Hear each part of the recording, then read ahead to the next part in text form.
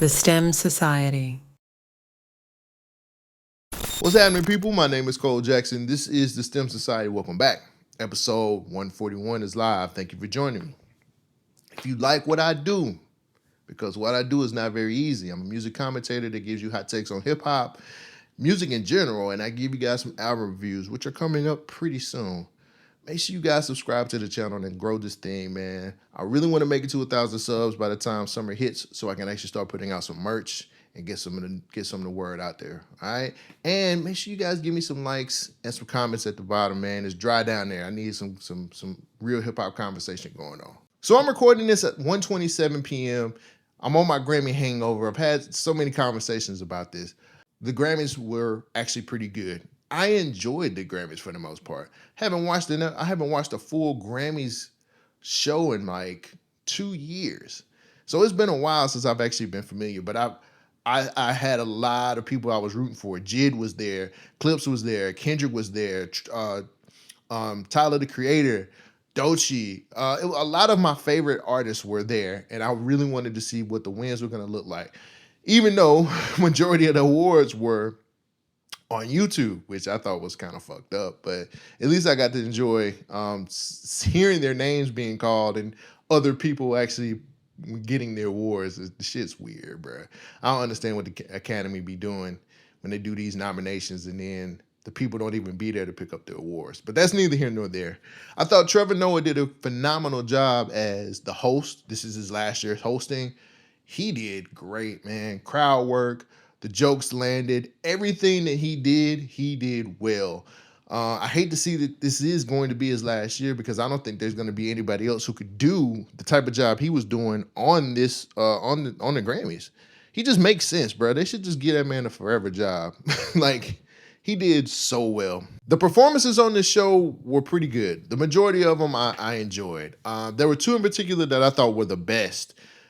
I really loved Tyler's performance on here. Tyler, the Creator, had one of the most creative, one of the most outgoing and outlandish performances on the show. I thought it was cool. He did two songs, one from Chronocopia, and he did another one from Don't Tap the Glass. I thought the whole set, the whole thing that he did where he killed off his character from Chronocopia to go into the next song was smart. I like the fact that he laid on the ground for 20 minutes after the shit was done. I love the fact that he did this performative shit, and it made the show a whole lot more bearable. I just thought it was fun. I thought it was great.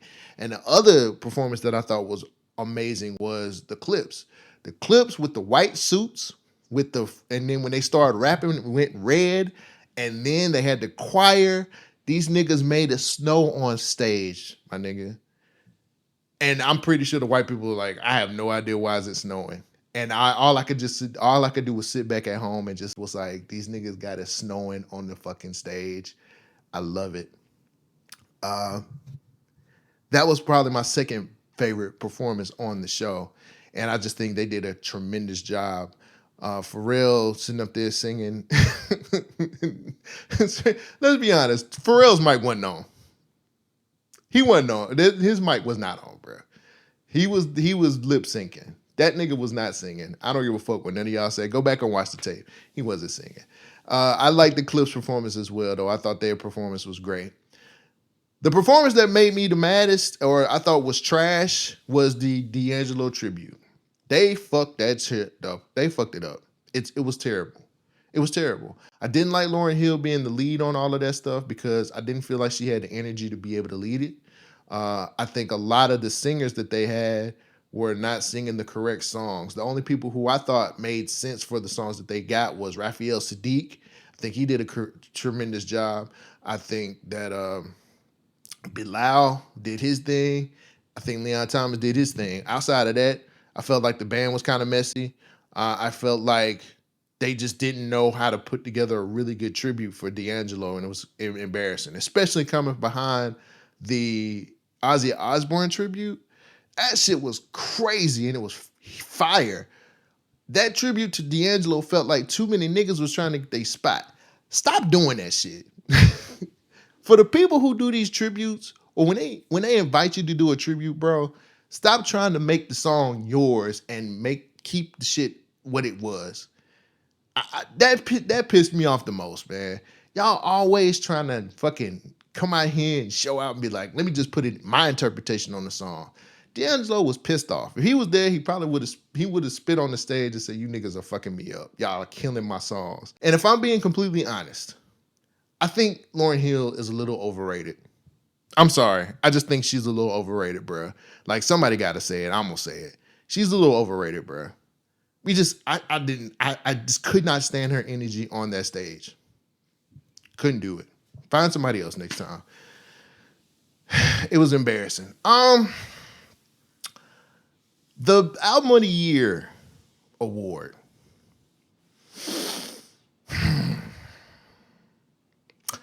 Bad Bunny was a very safe choice. He was a very safe choice, bro. Like, I don't think they wanted to go the hip hop route with Kendrick or with Clips, and I don't think they wanted to go the Justin Bieber route either, or any pop. I think they wanted to do Bad Bunny just because he's the biggest superstar in the world right now.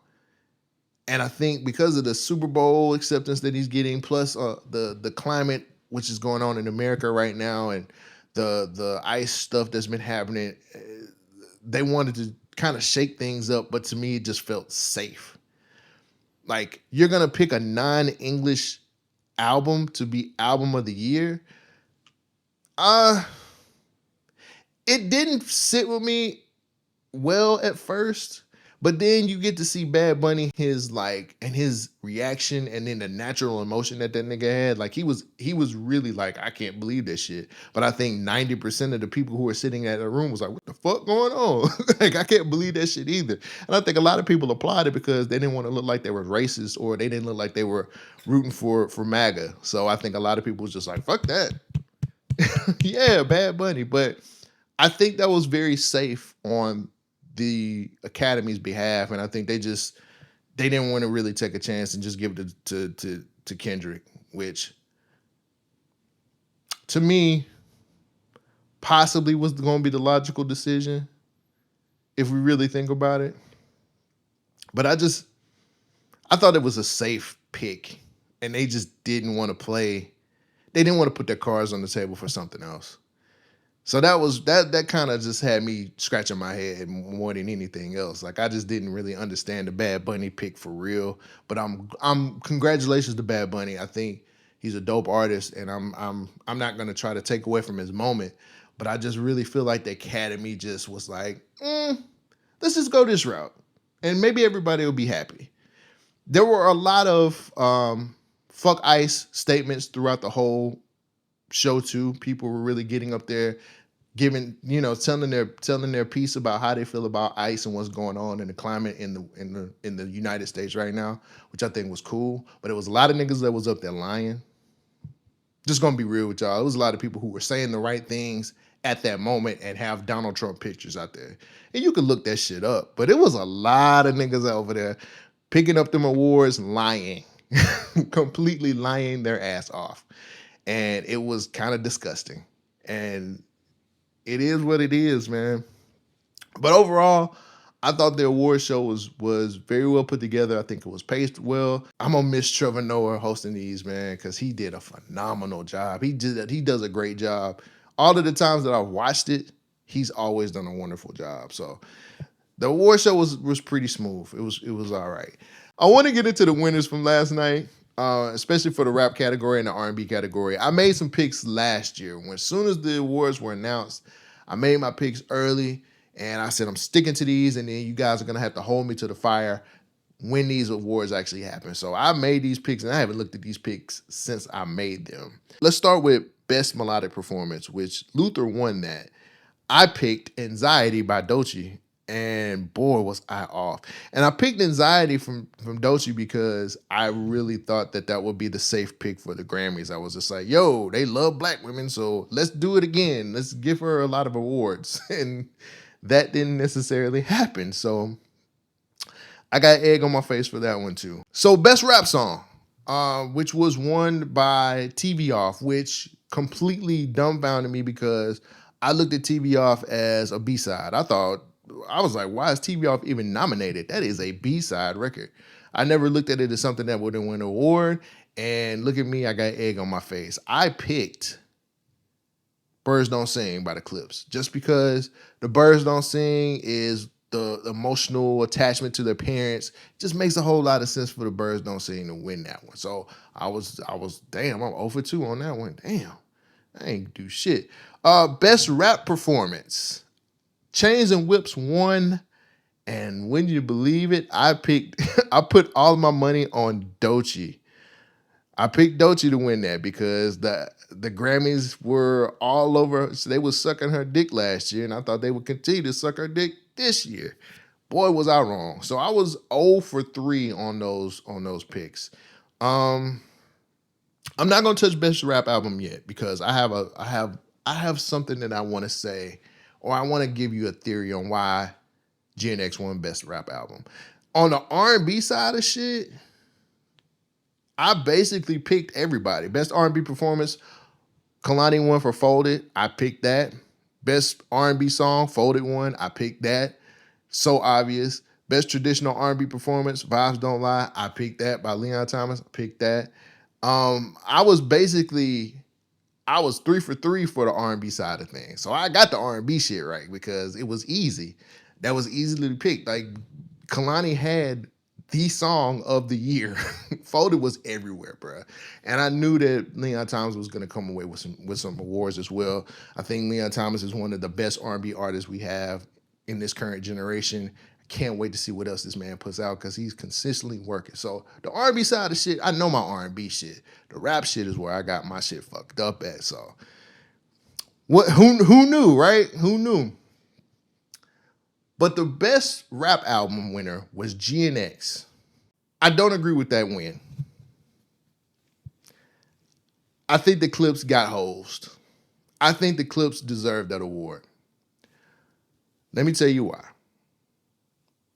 Let God Sort 'Em Out is a better album, hands down. And I'm coming from the aspect of production. I'm coming from the aspect of content. I'm coming from the aspect of actual rapping.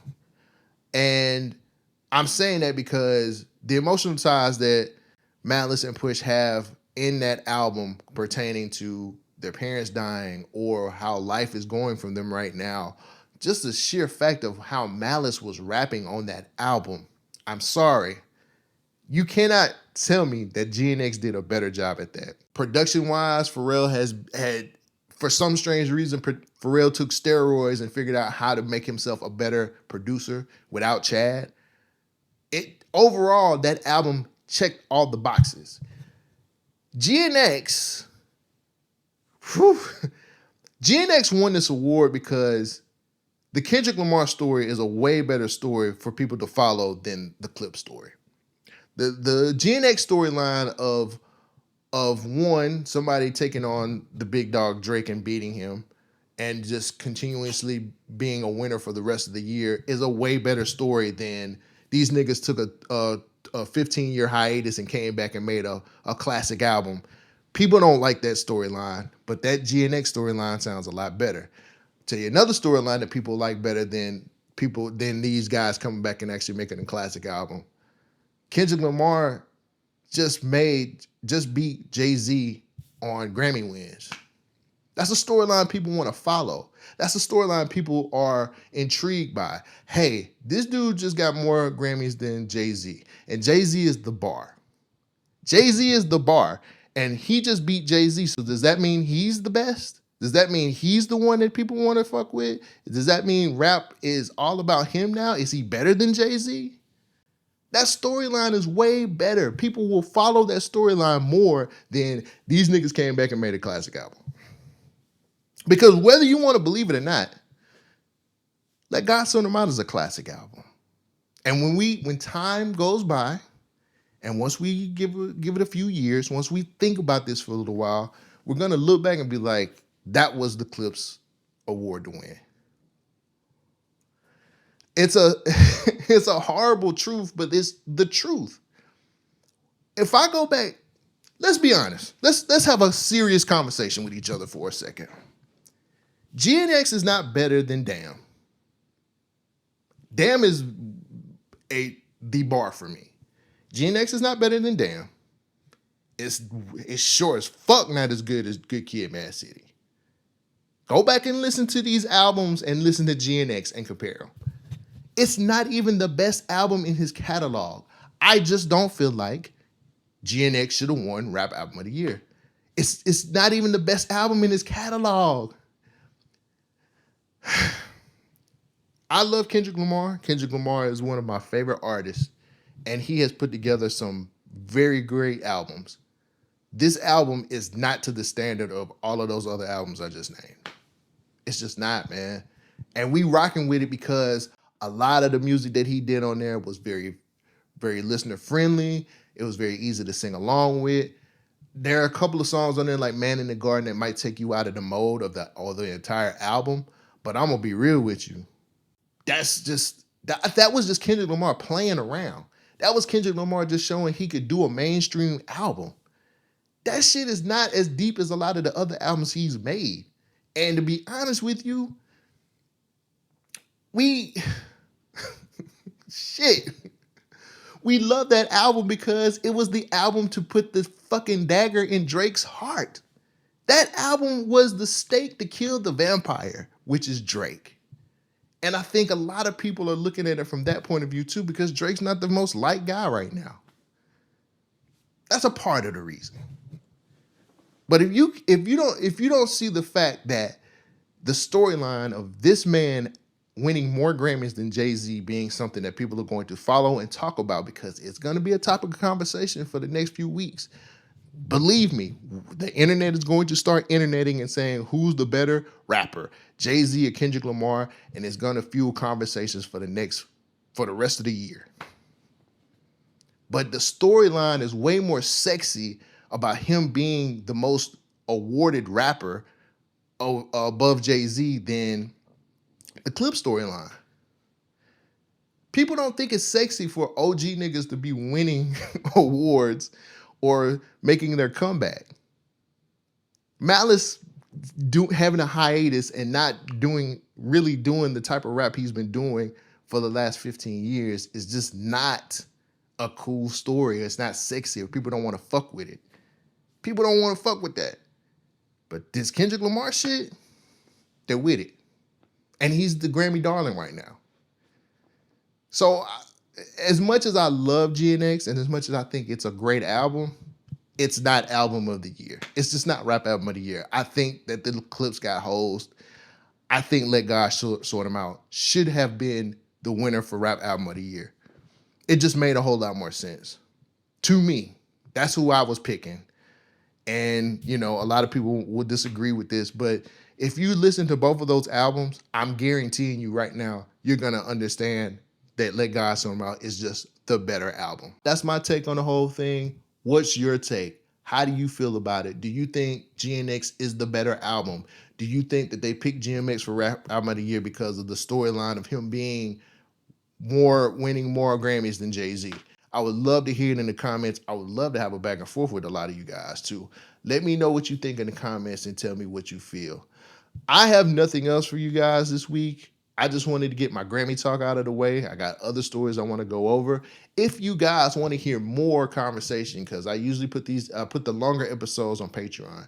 Join my Patreon. You can actually get the longer episodes. You can actually get, they're called What I Really Think. Or go into other topics or go deeper in some of these topics that I talk about on YouTube. I have another show on Patreon also called Artist Stock Market, where if you want to invest in certain artists, up and coming or current artists, I give you guys the reason why you should invest in them. Make sure you guys check out my Patreon, and it's $1 to join, man. Not that much, and it helps the cause. Thank you guys for joining me for another wonderful episode. I can't wait to talk to you guys later on this week. Take care of yourself. I love you. And peace out. She just kind of fucking with my money, but I meant everything I said, and I say it again.